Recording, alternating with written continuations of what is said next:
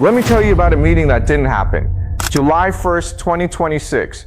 Steve Witkoff and Jared Kushner, two of the most powerful envoys in the Trump administration, fly all the way to Doha, Qatar. They're there to salvage what's left of a ceasefire framework that's been unraveling for weeks. Iran's technical delegation is already in Doha. They're in the building, but here's what happened next. Iran's negotiators refused to enter the same room as the American delegation. Not because they weren't ready, not because of scheduling conflicts. They flat out refused to sit across the table from Witkoff or Kushner. Every single conversation had to go through Qatari intermediaries. And immediately, within hours, every major Western news outlet drew the exact same conclusion. Iran is stalling. Iran is weak. Iran is buying time because they're losing leverage. I want to show you why that interpretation is not just wrong. It's backwards. Because what I'm going to demonstrate in the next 15 minutes is this. Iran's refusal to meet directly is not a sign of weakness. It is one of the most sophisticated negotiating strategies I've seen deployed in modern Middle Eastern diplomacy. And if you understand why, you'll understand something far more important than just this one meeting. You'll understand the entire structure of how power actually works when a regional power negotiates with a superpower. Let's get into it. Before I explain what Iran is doing, I need to give you the context that almost nobody in mainstream media is providing. Here's what happened in the 72 hours before that Doha meeting. On June 28th, the United States Treasury Department under Secretary Scott Bessent invoked the International Emergency Economic Powers Act. They redirected between $12 and $24 billion in frozen Iranian assets. This money was designated as compensation for Saudi Arabia, UAE, and Kuwait for what the U.S. called war damages. Now, why does this matter? Because for weeks before this, Iran had been negotiating through a Pakistani mediation channel, and they had one non-negotiable precondition for sitting down at the table. Just one: release our frozen assets, and we will negotiate. Iran's Deputy Foreign Minister Qasem Gharibabadi stated this publicly multiple times. He said, "Our assets are not war spoils. They are sovereign property. Return them, and there is a path to dialogue." So on June 28th, America didn't just refuse that precondition. They took those assets and handed them to Iran's regional rivals. Think about what that communicates. It says, we are not interested in the precondition you've set. We're not even interested in pretending to consider it. In fact, we're going to do the exact opposite and make sure you know we did it. That's not an invitation to negotiate. That's a power move. And then, 72 hours later, America sends two senior envoys to Doha and expects Iran to show up, smile, and sit down for a friendly conversation. Iran said no. And here's the question I want you to hold in your mind for the rest of this video. If you were Iran and someone just took $24 billion of your money and gave it to your enemies, would you rush to sit in a room with them 3 days later? Or would you do something else? Well, let me present the strongest version of the argument that Western media is making right now, because I don't want to knock down a weak version. I want to engage with the real claim. The mainstream interpretation goes like this. Iran is militarily weakened.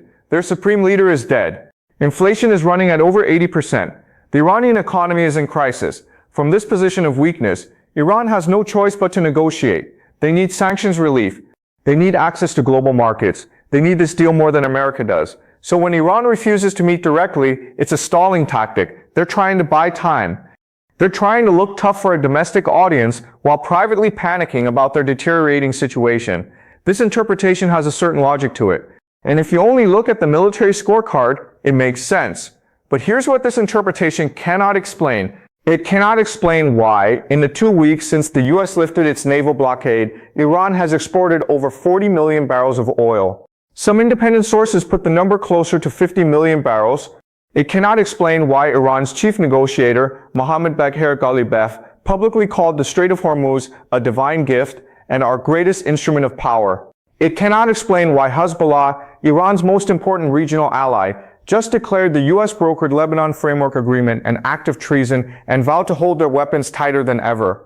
And most importantly, it cannot explain why China, which imports 40% of its oil through the Strait of Hormuz, has said absolutely nothing in opposition to Iran's proposal for mandatory shipping fees through that strait. China's silence is deafening.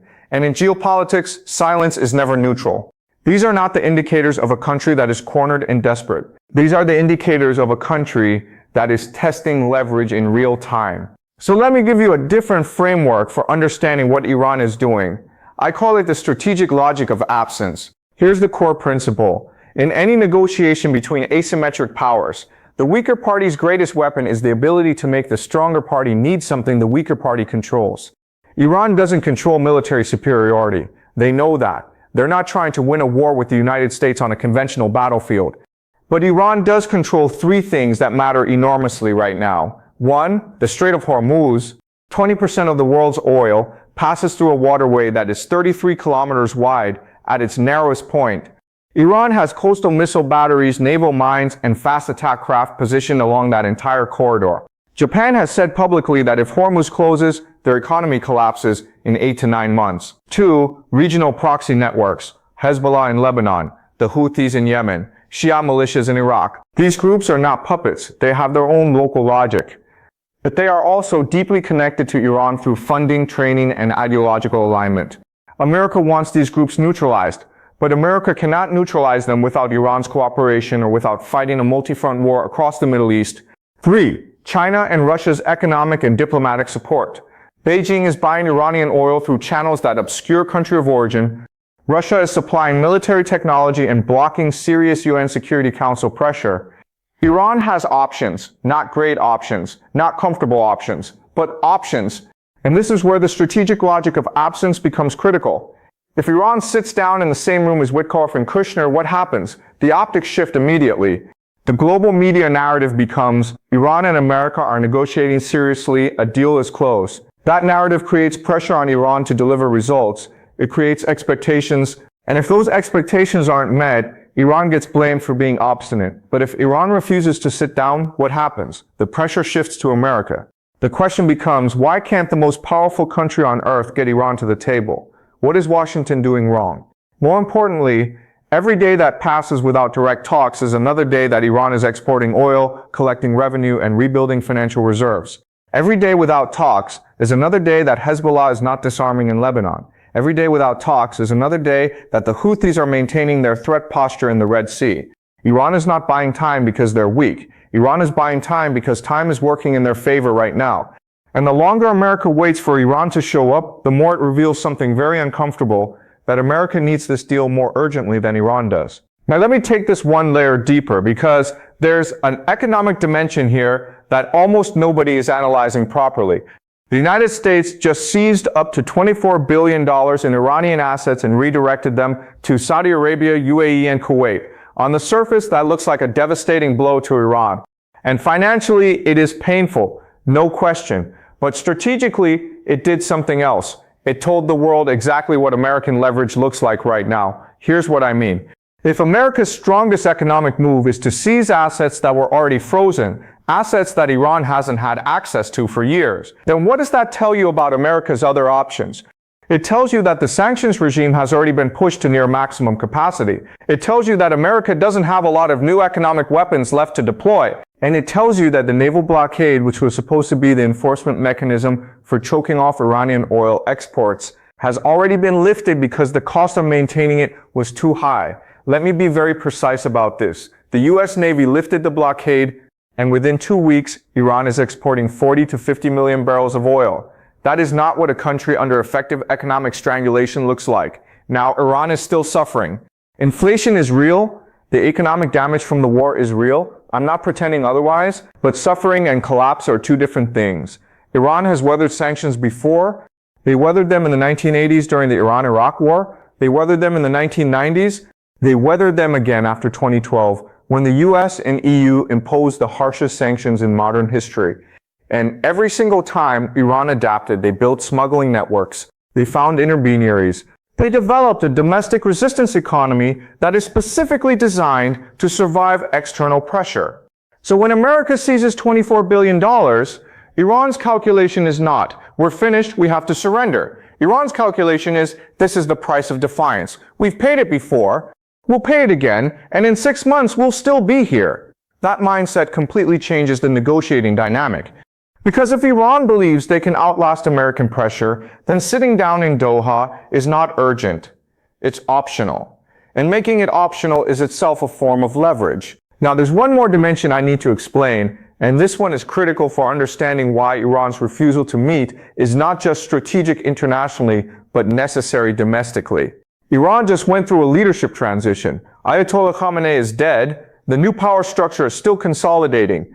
In that environment, any negotiator who sits down with the United States is taking an enormous political risk, because there are hardliners inside Iran, members of the Islamic Revolutionary Guard Corps, members of the Assembly of Experts, who view any direct negotiation with America as a betrayal. In late June, 60 members of the Assembly of Experts released a 10-point declaration. That declaration prohibited Iran's negotiators from making concessions on nuclear rights. It reaffirmed hardline positions that directly constrain what President Pezeshkian's diplomatic team can offer. So if you're Mohammad Bagher Ghalibaf, and you sit down with American envoys in Doha, you have to deliver something. You have to come back with a win. But if the Americans just seized $24 billion of your assets 3 days ago, what exactly are you going to come back with? A handshake? A photo opportunity? A promise of future talks? That's not a win. That's political suicide. So Ghalibaf doesn't sit down. He stays in Doha. He signals willingness to engage through intermediaries, but he doesn't give America the optics of a direct meeting. And by doing that, he protects himself domestically while maintaining pressure internationally. This is sophisticated statecraft, and it's being dismissed by Western media as weakness. Alright, let me bring this together and give you 3 specific things to watch for in the next 72 hours, because this is how you test whether my analysis is correct. Number 1, watch whether the United States makes any movement on the frozen assets. If America is genuinely interested in getting Iran to the table, they will need to offer something. It doesn't have to be the full $24 billion, but it has to be something tangible. If there is zero movement on this, then the Doha talks are theater. Both sides are posturing for their respective domestic audiences, but neither side is serious about a breakthrough right now. Number 2, watch what Hezbollah does in southern Lebanon. The U.S. brokered trilateral framework agreement requires Hezbollah to disarm and allow the Lebanese armed forces to take control of the border region. Hezbollah has already said publicly they will not comply. If Hezbollah starts moving weapons or repositioning forces, that tells you Iran is preparing for the collapse of the diplomatic track. If Hezbollah stays quiet, Iran might still be leaving the door open. Number 3, watch China's position on the Strait of Hormuz fees. Iran has proposed mandatory fees for all shipping through Hormuz. Not voluntary, mandatory. Secretary of State Marco Rubio called this a violation of international law. But China hasn't said a word. If China continues to stay silent, that is a green light for Iran. And if Beijing won't oppose it, then America's ability to pressure Iran economically just got significantly weaker. Here's what I want you to take away from this. When a smaller power refuses to meet with a larger power, the instinct in Western media is to interpret that as fear or weakness. But in this case, I think that interpretation misses the entire strategic picture. Iran is not refusing to meet because they're afraid. They're refusing to meet because the meeting itself would cost them leverage. By staying out of the room, Iran keeps the pressure on America to sweeten the offer. By staying out of the room, Iran avoids the domestic political risk of being seen as capitulating. And by staying out of the room, Iran continues to export oil, continues to support Hezbollah, and continues to test exactly how much economic pain the U.S. is actually willing to inflict. This is not the behavior of a cornered state. This is the behavior of a state that believes time is on its side. Now, I could be wrong. I've been wrong before, and I'll be wrong again. Iran's economy could collapse in 3 months. The internal political structure could fracture. Hezbollah could be forced to disarm. All of that is possible. But if you're only watching the military scoreboard, you're missing half the game. The other half is playing out in Doha right now. In the silence, in the refusal, in the absence. And sometimes in geopolitics, what doesn't happen is just as revealing as what does. Here's your homework. Go find the original statement from Iran's Deputy Foreign Minister Qasem Gharibabadi from mid-June about the frozen assets. Then find the U.S. Treasury announcement from June 28 about redirecting those assets to Saudi Arabia, UAE, and Kuwait. Put those 2 documents side by side, look at the dates, look at the language, and then ask yourself, does this look like a sincere effort to bring Iran to the negotiating table, or does this look like something else? If you find evidence that contradicts what I've said today, come argue with me in the comments. I mean that seriously. I want to be challenged. That's how we all get closer to understanding what's actually happening. The question mainstream media keeps asking is, when will Iran finally sit down and negotiate? I think the better question is this: what will America have to offer to make that meeting worth Iran's while? Think about that. I'll see you in the next one.